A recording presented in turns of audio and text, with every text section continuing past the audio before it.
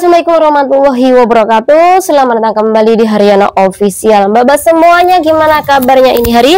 Semoga sampai semuanya sehat selalu di perantauan, amin. Semoga mbak semuanya terhindar dari mara bahaya. Semoga dipermudah urusannya sampai mbak, amin ya robbal alamin.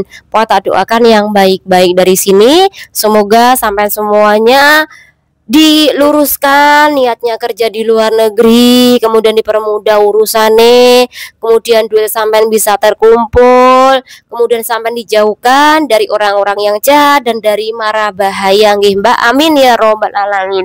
Nah mbak-mbak semuanya, hari ini kita bakal membahas kasus teman-teman kita. Tapi sebelum kita membahas kasus teman kita, ini ada dua pertanyaan teman kita yang kemarin nonton video yang diunggah di channel ini mengenai LS atau long service. Jadi saya mengambil dua pertanyaan.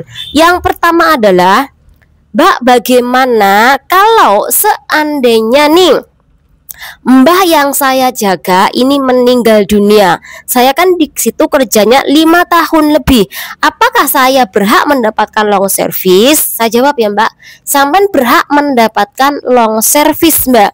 Ketika majikan yang Anda jaga ini meninggal dunia, Anda berhak mendapatkan long service. Jika seandainya anak mbahmu ini ngambil sampean untuk bekerja ke tempat dia, maka long service itu harus dibayar dulu sebelum menandatangani kontrak baru. Itu sudah aturan Mbak. Samen kalau nggak percaya, silakan ajukan kasus ini ke Labor Departemen jika majikan Anda tetap bersikukuh tidak membayar. Oke, pertanyaan yang kedua. Mbak ini kerja di majikan yang terakhir juga 5 tahun lebih Mbak.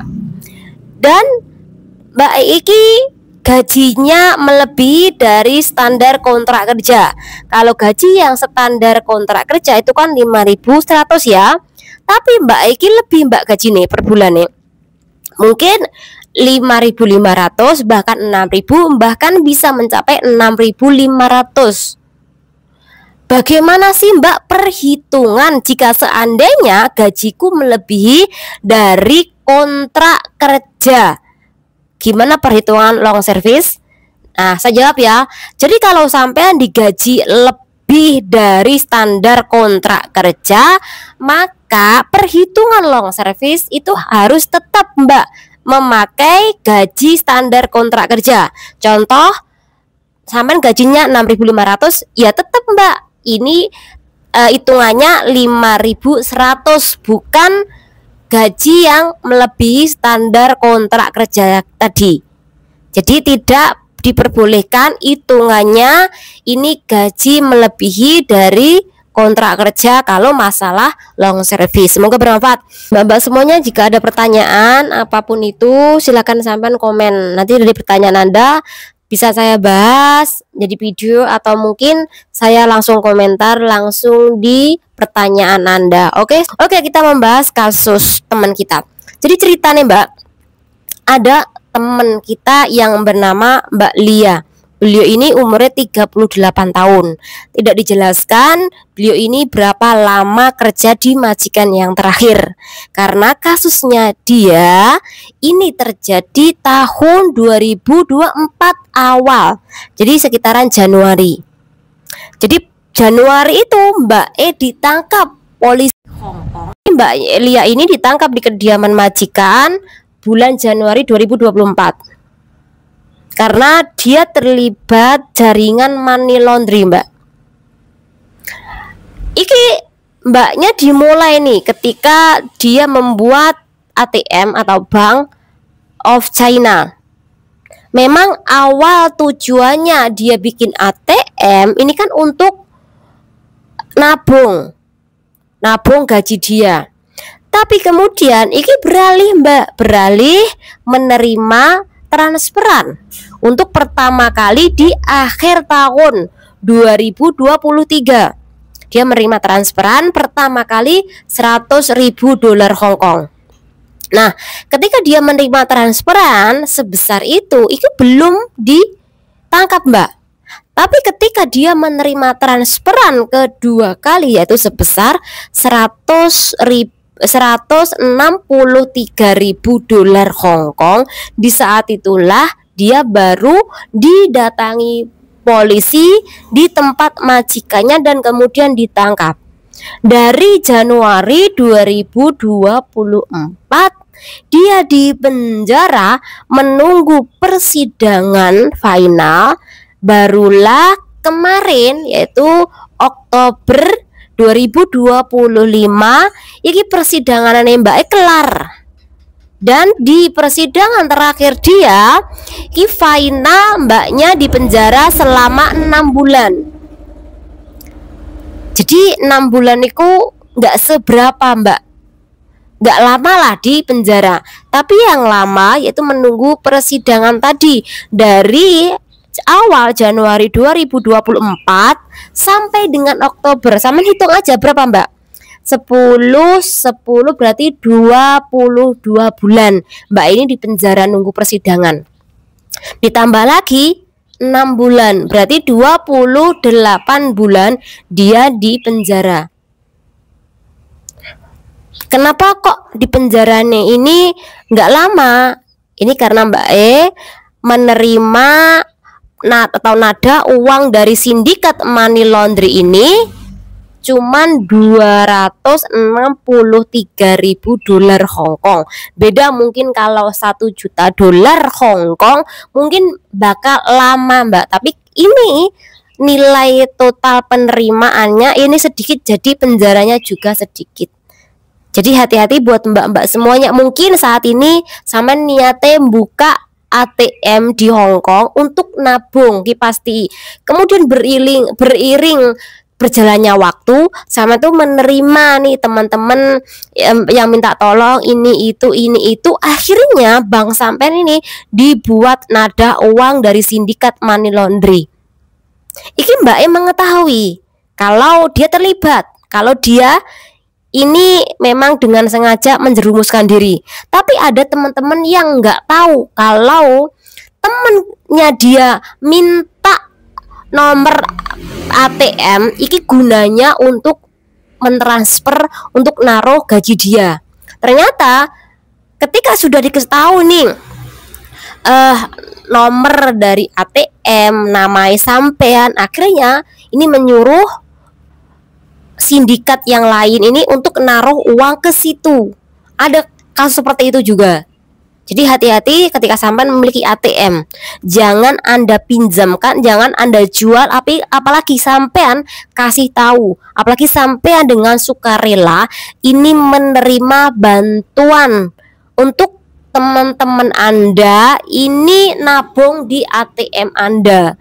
Karena kalau orang jahat, nama Anda, nomor ATM Anda ini diberikan ke orang lain. Sekali lagi apa? Nada uang money laundry tadi.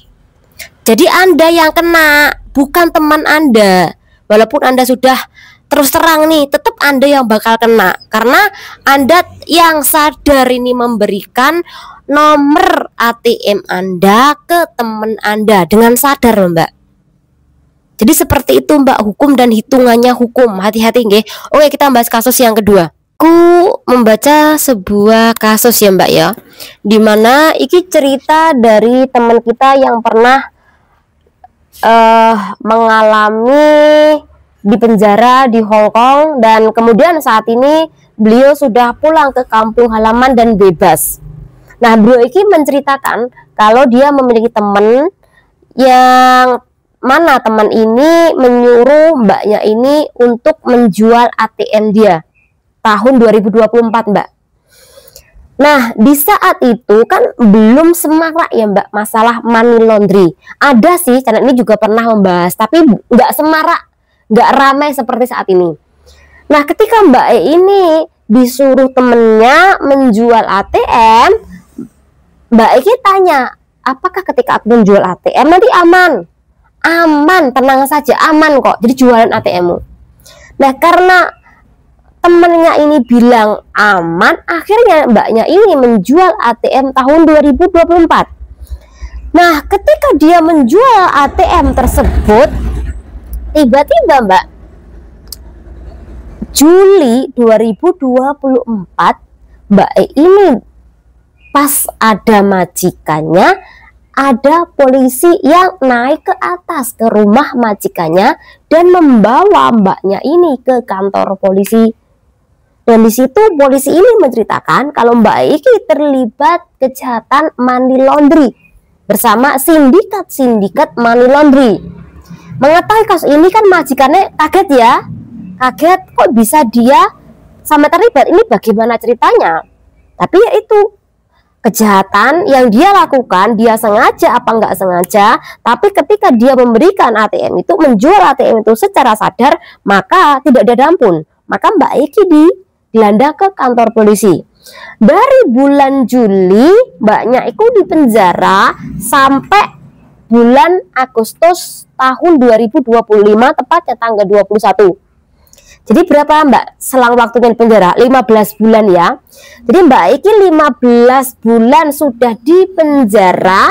Kemudian di bulan Agustus 2025 Iki majikane mendatangi kantor polisi Mbak, mendatangi penjara, di mana dia ini mau menjamin cecenya. Jadi majikan ini tetap ingat, mungkin si Mbak Eki baik kali ya sama anak majikan, kerjanya bagus, mungkin polos dan sebagainya. Makanya walau Mbaknya Eki sudah di penjara 15 bulan, ingat Mbak sama si Cece ini.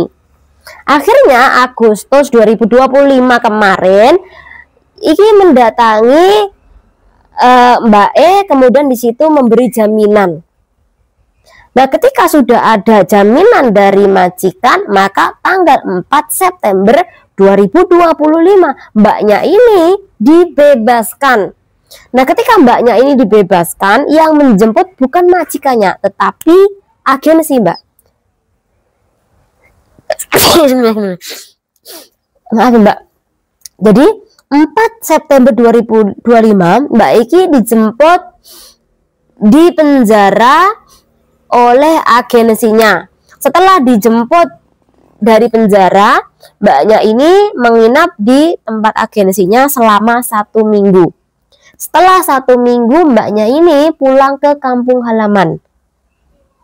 Nah, di situ dia menceritakan yang sudah saya bacakan tadi. Ternyata dia ini terlibat money laundry karena temennya dia ini menyuruh menjual ATM yang bilang katanya aman, nanti nggak ada apa-apa kok, nggak ada masalah kalau kamu menjual ATM. Mendingan daripada kamu biarkan ATM kosong melompong, yang mending kamu jual, kamu dapat duit nih, mungkin 3.000, 4.000 dan sebagainya. Akhirnya ketika dijual itulah Mbak E ketangkap polisi. Akhirnya di penjara menunggu persidangan sampai 15 bulan. Di sela-sela kasusnya Mbak E, di sela-sela curhatan Mbak E ini, aku juga membaca kalau mbaknya ini mungkin di penjara cuma sebentar karena dia ini nada uang sindikat dari money laundry ini tidak seberapa besar Mbak. Mungkin ya seperti kasus Mbak Lia tadi, mungkin cuman 200-300 ribu dolar Hongkong. Jadi karena jumlahnya ini kecil, jadi dia di penjara enggak lama. Kemudian yang kedua, mungkin mbaknya bilang karena ada jaminan dari majikannya, makanya dia ini dibebaskan bulan kemarin, kemudian pulang ke rumahnya di Indonesia, di tanah air, dan kemudian menceritakan kasus ini. Jadi sekali lagi saya itu miris kalau membaca sebuah komentar ketika ada teman-teman yang membahas tentang masalah penjualan ATM, penjualan aplikasi, nggak apa-apa, aman, oke, nggak masalah. Aku miris banget Mbak. Itu tandanya teman kita sesama bangsa, ini menjerumuskan kita di perantauan. Ini kejahatan yang berstruktur. Saudara kita yang berasal dari Indo pun, mereka itu juga menjadi sindikat-sindikat untuk mengelabui sampai semuanya. Makanya bagi anak-anak baru, jangan sampai Anda ini ikut bisnis. ATM juga menjual ATM atau aplikasi-aplikasi penerimaan uang, penada uang, mentransfer uang. Jangan sampai Mbak, karena kalau sudah Anda jual, itu hak mereka untuk memakai apa aja, untuk bisnis, untuk kejahatan nadah money laundry. Kui hak mereka karena Anda sudah menjualnya. Dan itu sudah tidak aman. Mungkin kalau Mbak iki bicara yang puluhan tahun lalu, oke. Karena dulu kalau menjual ATM ini bukan untuk kejahatan money laundry, tapi untuk bisnis, murni bisnis. Contoh anak US, anak paperan itu memiliki bisnis jualan online dan sebagainya. Akhirnya dia beli ATM dari orang lain. Nah, tujuannya apa? Yaitu untuk menerima kemudian mentransfer uang online tadi. Tapi saat ini kan kejahatannya lebih serius lagi, yaitu untuk money laundry, menada uang yang gede banget. Jadi beda, kalau saat ini kamu menjual itu sudah tidak aman lagi. Itu berbahaya sekali. Dan biasanya yang menjual itu hanya anak-anak yang baru yang belum paham, atau mbak-mbak yang sudah lama tapi tidak memiliki tabungan, utangnya menggunung, kebutuhannya banyak, utang kerentenir banyak, akhirnya mereka jual beli ATM tadi. Ya ini Mbak perbedaannya. Jadi sekali lagi jangan sampai Anda percaya kalau ada yang bilang aman kok, kamu jual pun tidak masalah. Nggak aman untuk saat ini, karena buat nada uang money laundry dari para sindikat-sindikat kejahatan di Hong Kong. Oke mbak-mbak semuanya, saya akhiri, semoga bermanfaat jadi berkah kita semuanya. Jangan lupa diri. Wassalamualaikum warahmatullahi wabarakatuh. Bye.